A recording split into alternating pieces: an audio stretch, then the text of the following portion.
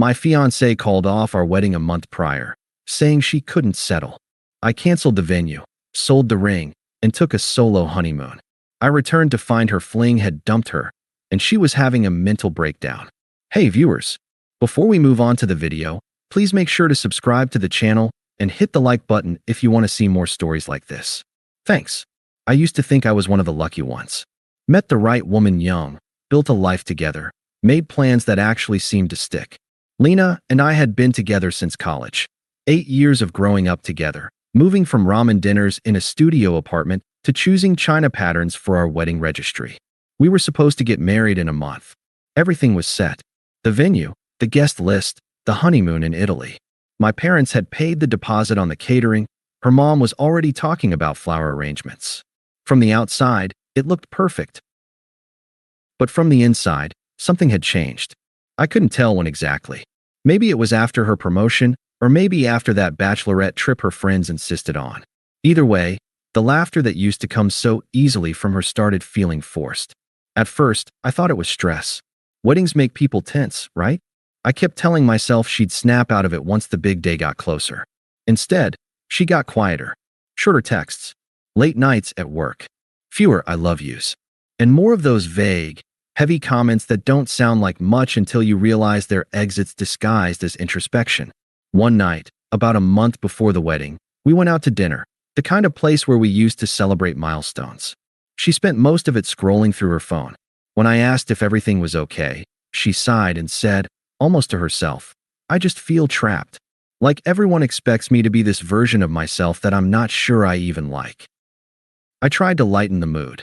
If you're talking about the wedding planning, you can fire me as project manager anytime. She smiled faintly, but it didn't reach her eyes. It's not that, Ethan. You're amazing. You've always been amazing.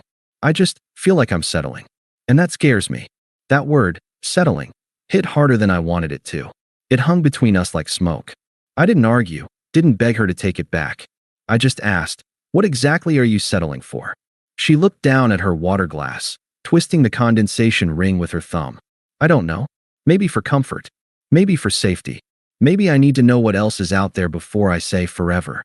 I could feel my heartbeat in my throat, but I kept my voice steady. Then I guess you need to figure that out. Her relief at my calmness was almost insulting. She nodded like she'd expected a fight and didn't know what to do without one. The rest of dinner was small talk, meaningless chatter that tried to fill the space where our future used to be. When we got home, she showered and went straight to bed without touching me. I lay awake, staring at the ceiling, realizing I was engaged to someone already halfway out the door. Over the next week, she got more distant. Her friends, the same ones who used to gush about how lucky she was, started posting those thinly veiled quotes on social media. Sometimes you have to lose everything to find yourself. A woman's intuition knows when it's time to evolve. I didn't need intuition to know what was happening. Every time she smiled at me after that, it looked like goodbye. A week later, she asked if we could meet to talk. Her tone was polite, clipped, like she was scheduling a business meeting, not ending a life we'd built for almost a decade. We met at a small cafe we used to love. I showed up early, out of habit. She arrived 15 minutes late, out of new priorities. She looked like she'd dressed for a magazine cover. Soft waves in her hair, perfect makeup, a white blazer that screamed control. It was all performance. She sat down, exhaled dramatically, and said, Ethan, I've been doing a lot of thinking. That was the line. The one people use right before they detonate your world. I don't think I can go through with the wedding, she said. Just like that. No tremble, no hesitation. Her hands didn't even shake as she stirred her coffee. It was like she'd rehearsed it in front of a mirror. Why? I asked, not angry, not desperate, just needing to hear it from her lips. She gave me the same look people give a confused child. Because it's not fair to you. Or to me. I need to know what else is out there before I make a promise I might regret. I swallowed hard. So, you're calling off the wedding. I am, she said softly. I still love you, Ethan, but love isn't everything. I can't be the woman who settles because she's scared to start over. The word again, settle. As if I was some comfortable couch she'd outgrown. I took a breath.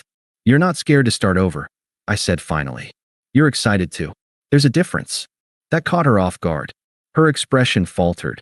but only for a second before she regrouped into faux maturity.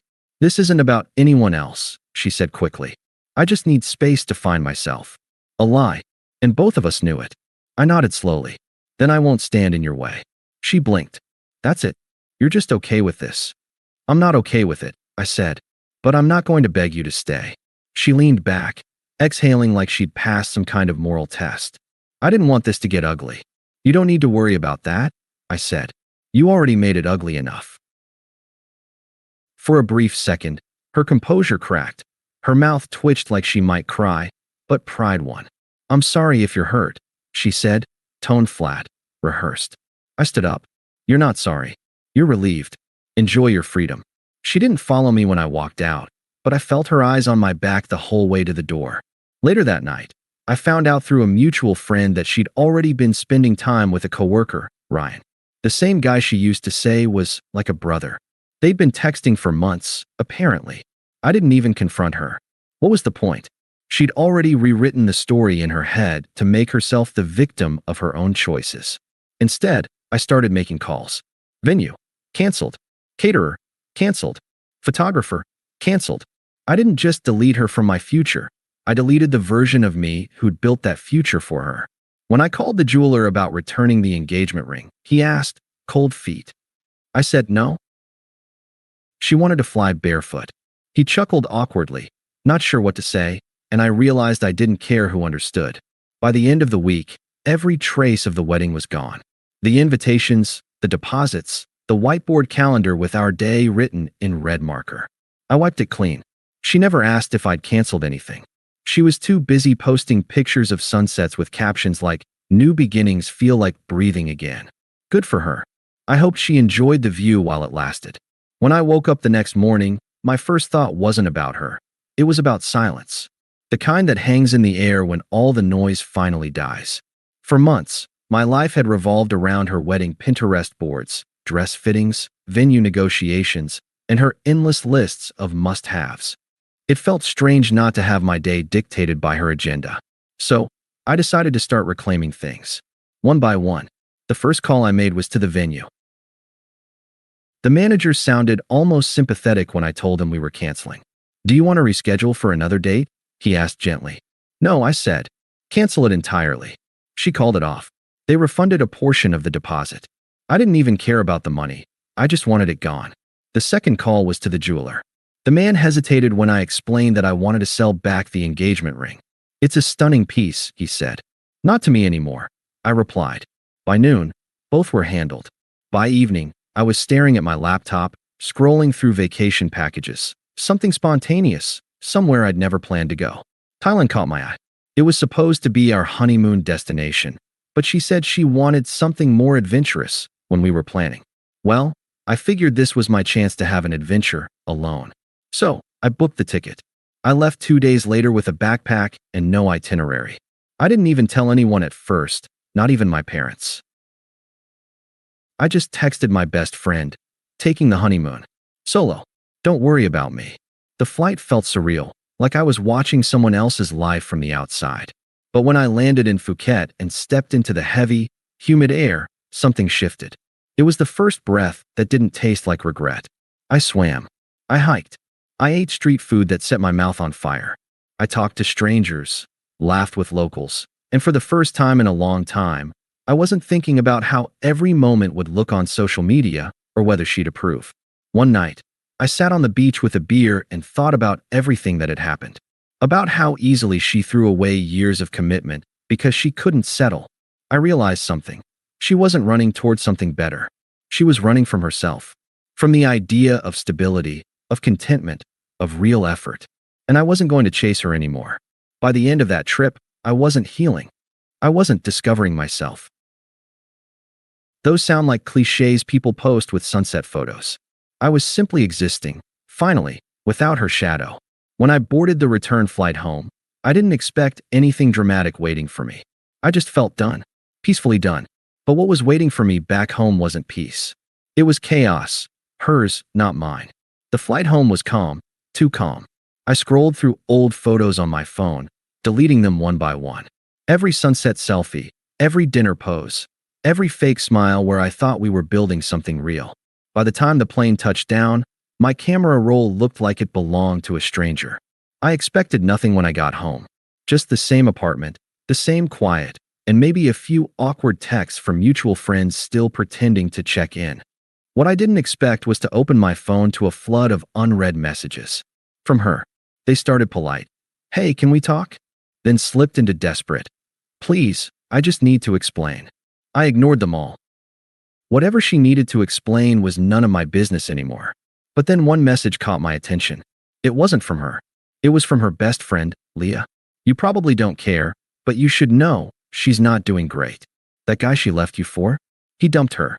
She's been having panic attacks and calling your mom. Maybe check on her." I stared at the message, unreadable.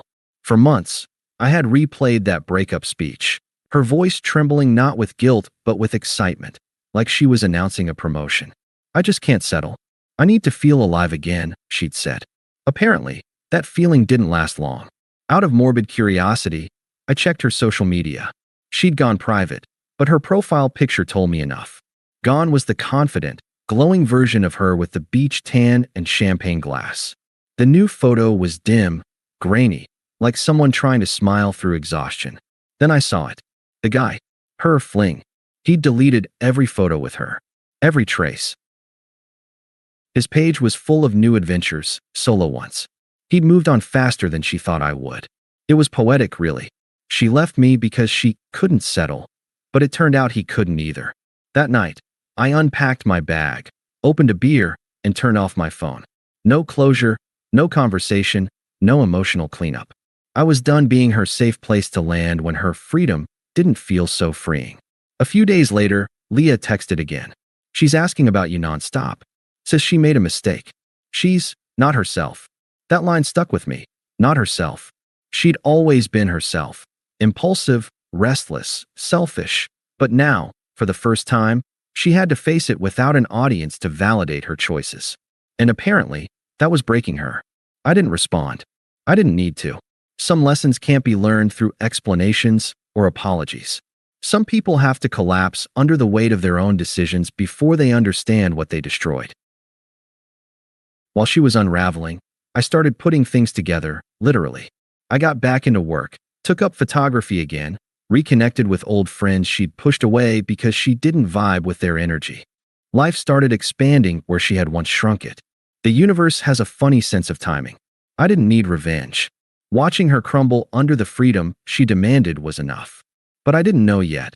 Her collapse was only beginning. And soon, she wouldn't just be heartbroken. She'd be desperate. It started subtly. A few mutual friends reaching out, awkwardly testing the waters. "Hey man," I ran into her at the coffee shop. She didn't look great. "She asked about you." Then came the texts. Not from her directly. She knew I wasn't answering, but through other people. My mom. My sister. Even my landlord.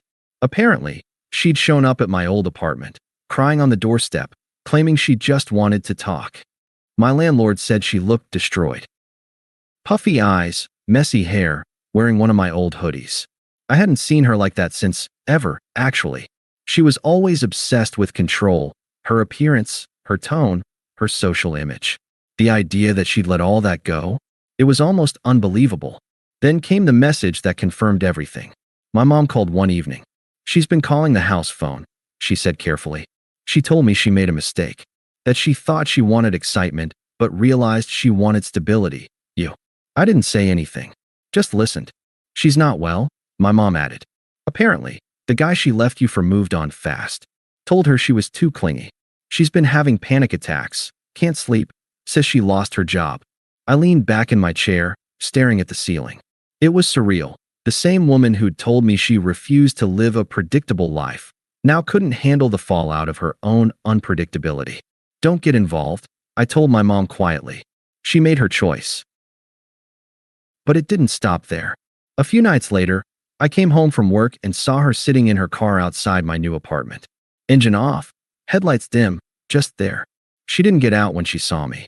She just rolled down the window and said, "Can we talk?" I walked up, calm but cold.